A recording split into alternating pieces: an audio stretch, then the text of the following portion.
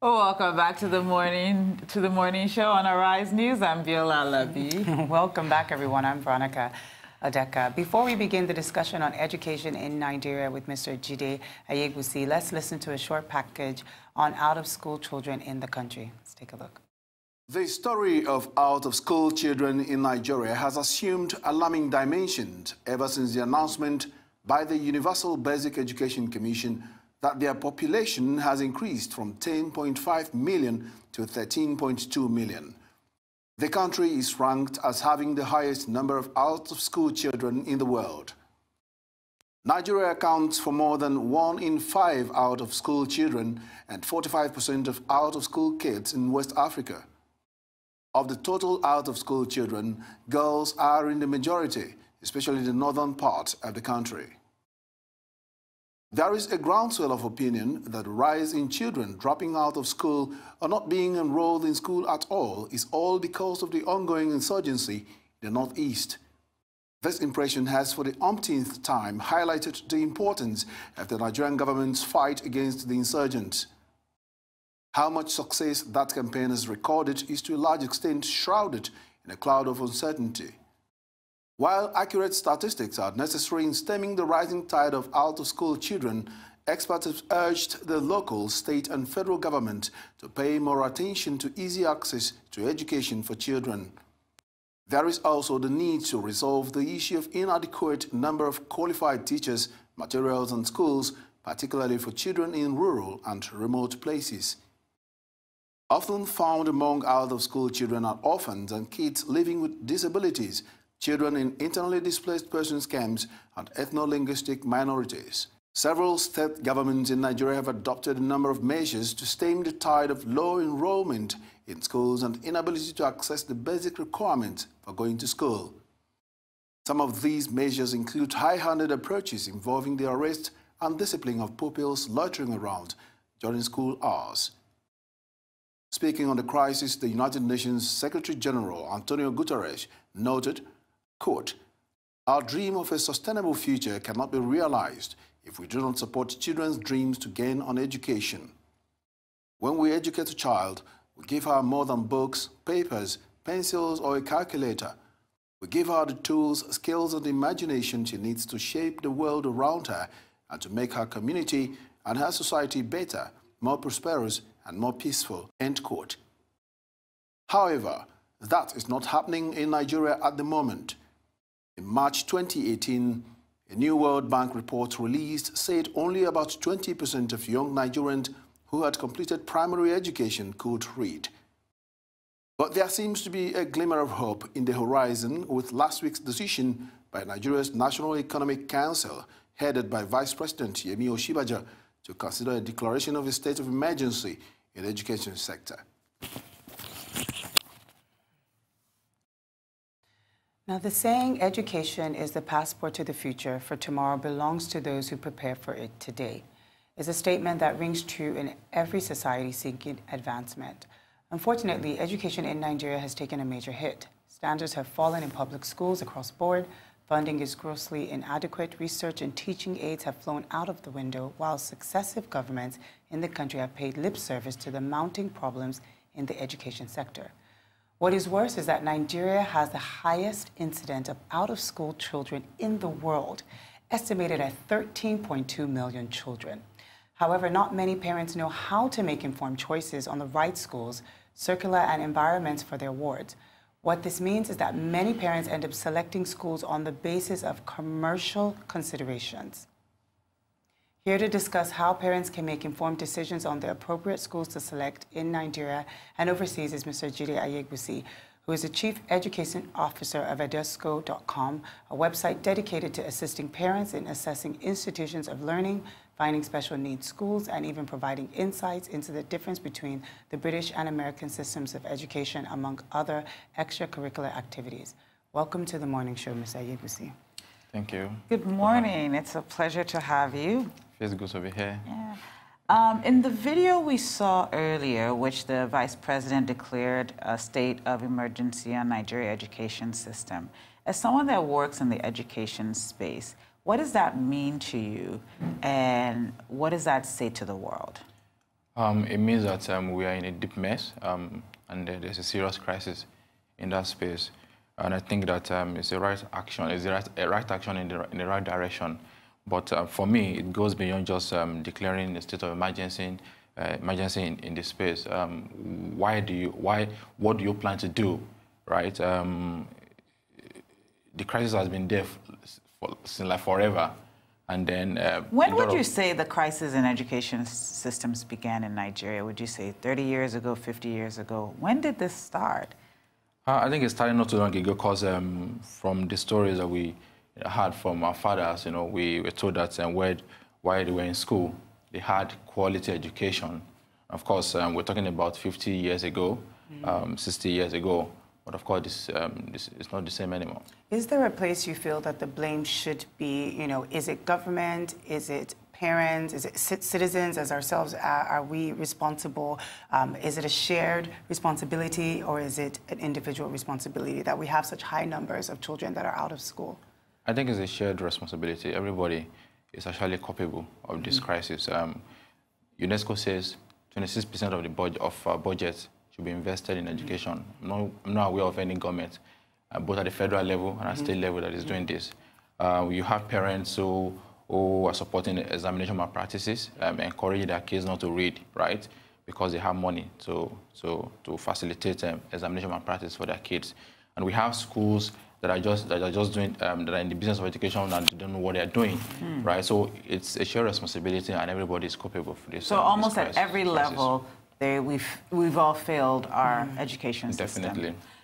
You mentioned that the UNESCO's recommendation for education spending is 26%. As of the last budget, Nigeria is sitting at about 6%.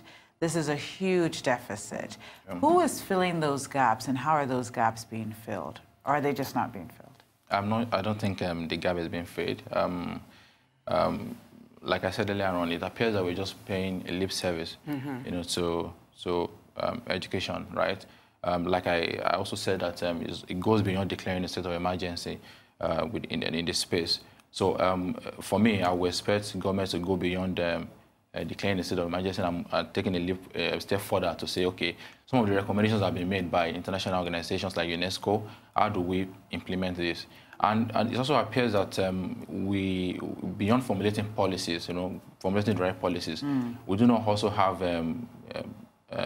people in the government who are committed, allow me to say this, who are committed to implementing what have been formulated. I remember that during Dr. Obi's time as a Minister of Education in this country, there were a lot of policies, a lot of issues that were raised, and a lot of documents that were put together by well-meaning Nigerians who were involved in our education system then.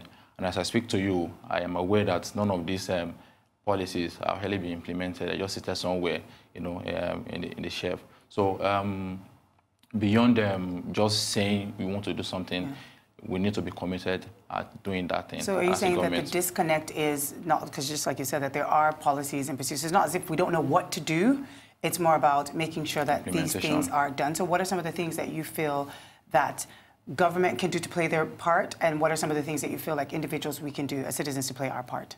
Yeah, let me start from citizens. Okay. So as a parent, for instance, if you desire quality education for your child, you need to also make sure that that child is responsible for taking action, to making sure that the child is not just going to school for going to school's sake. He's reading his books, he's doing his assignments, it's practicing what is learned in the school. As a government, also it means that you're following the recommendations that have been made by some of the few organizations that I just mentioned earlier on, and to also make sure that when you formulate a policy, you ensure that people who are affected by the policies follow strictly what you formulated. So, yeah. So what role does EduSco play in this whole education value chain? Where does EduSco sit, and what does EduSco do? Yeah, finding the right school is no longer a walk in the park for a lot of parents. Why? Because as we speak, we have plenty of schools scattered around. A report says that we have over 80,000 private schools in Nigeria. So how do parents make informed school choices for their kids? So are those 80,000 schools regulated by the state and federal government? Yeah, they are registered. They are registered. They are licensed to operate. But, you know, licensing is one thing, you know, and then ensuring that the license you're giving to someone to operate a school also means that the person follows the standards, right? So, like I was saying earlier on, so parents do not have that luxury of time to be jumping from one school to another, try to find the right one. I mean, there's thousands that are just left for their attention. They are extremely busy. So you have someone who works 5 to 9 to 5. So how will this person, you know, have that time to be jumping, you know, around to find the right one? Gonna do this when you can rely on neighbors' referrals, but these days you can't do that because what your neighbor considers to be a quality education might not be what you consider to be a quality education. Your neighbor's budget might not be your own budget, so you might have, you know. So these are some of the things that that informed them. eduschool.com. We founded it in 2015, and then we went live in 2016 to help parents make informed school choices for their kids. So we built a platform that allows parents to compare schools vis-a-vis certain parameters that they're looking at. So you rate schools? Is there a rating system? We don't rate school because you know, it's we're not Ministry of Education, but we're just providing enough information for parents to be able to make informed school choices for their kids. Public schools and private schools? Private schools. Okay. Is there a way that you see in the future in which other parents can give also testimonies, and those testimonies can become part of a system that you will have? So maybe not rating, but maybe ranking schools, or maybe even color code. So what we're doing at the moment is to curate testimonials from parents. At the same time, you know, we have reviews also on the platform where parents are able to review. So if a parent, you've used a school before, like you want to warn other parents, right? Or you want to encourage other parents to say, okay, I've used this school. Someone like a TripAdvisor kind of thing. You said? Like a TripAdvisor kind of thing. Yeah. Okay. I would like to know, since you've mentioned that there is this, you do have this website and you do have the schools listing. I know that this definitely works in the U.S. when it comes to education. You can actually go online and you can look at the public schools and you can list based on what is important to you. From your take and your expertise, what are some of the things or the factors that you see that parents are most interested in, that is most important to them, top 2, top 3, when they're looking to base the decisions on school for their kids? Yeah, so there's this saying that by their fruit you shall know them, right? So the school alumni play, you know, a great role for parents in making this decision for their parent, for their kids. So they want to see, okay, you've been operating for about 10, 20 years now. So where are your graduates? How are they doing? How are they faring? So they also want to see how they be performing, you know, in previous exams that they've written in the past. So they also want to look at the quality of leadership, right, of that school, to say, okay, who is the person at the helm of affair of this school, right? So who are the teachers that are there? Are they good? Are they just people who are not passionate about what they're doing?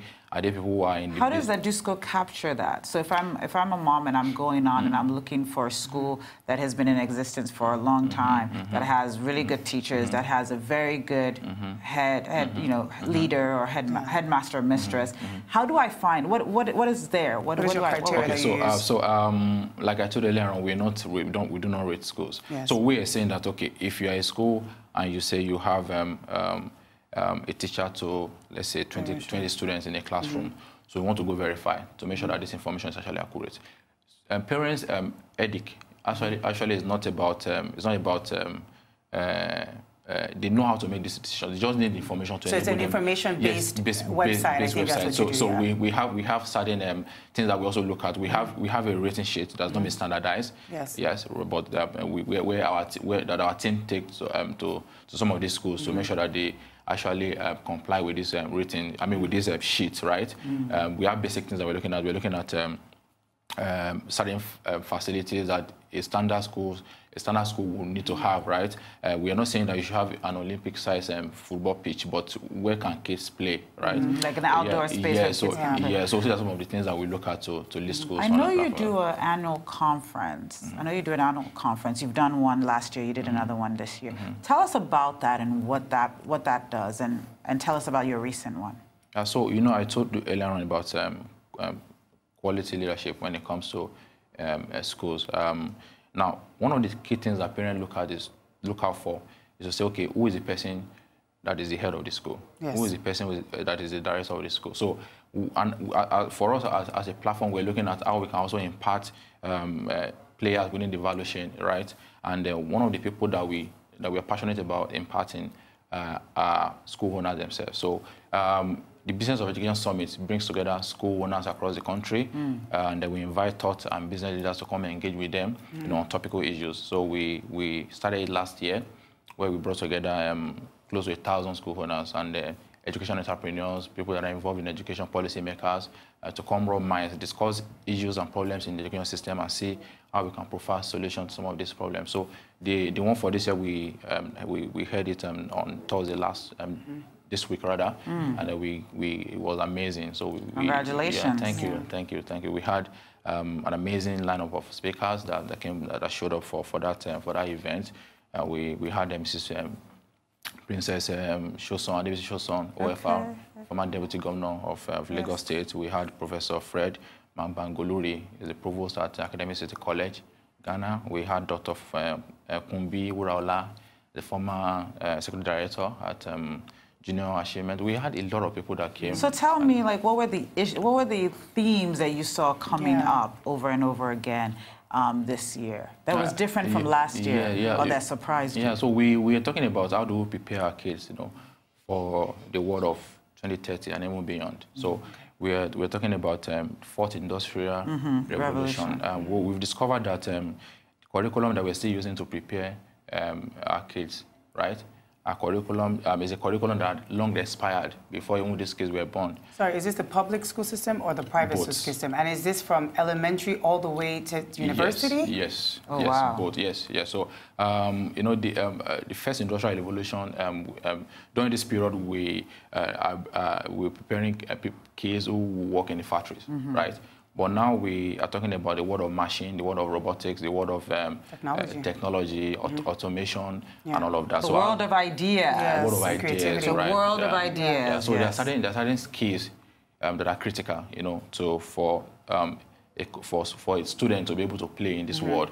We're talking about problem-solving skill. We're talking about collaborative skill, critical thinking skill. It's very important. Communication and a whole lot of curiosity. You have to and this sense of continuous learning. You have to continuously learn. So we believe that when you have these skills, no matter what happens, and no matter what comes, so you'll be able to to play and fit in that environment. And those were themes that kept on emerging. Yes. Wow. Yes. Well, very nice. So what's next for EduSchool? What should we look forward to? Yes. At the moment, we have over 3,000 schools on the platform, and then we have about 1,000 parents, who visit the platform on a daily basis to find schools for their kids. But in the next 5 years, we want to. We're talking about 13.2 million kids out of school, right? How do we reduce this? So we're looking at listing over 30,000 private schools in different African markets, Nigeria, Ghana, Kenya, and possibly South Africa, and then enroll over 1 million kids, in this market that we've identified in the next 5 years.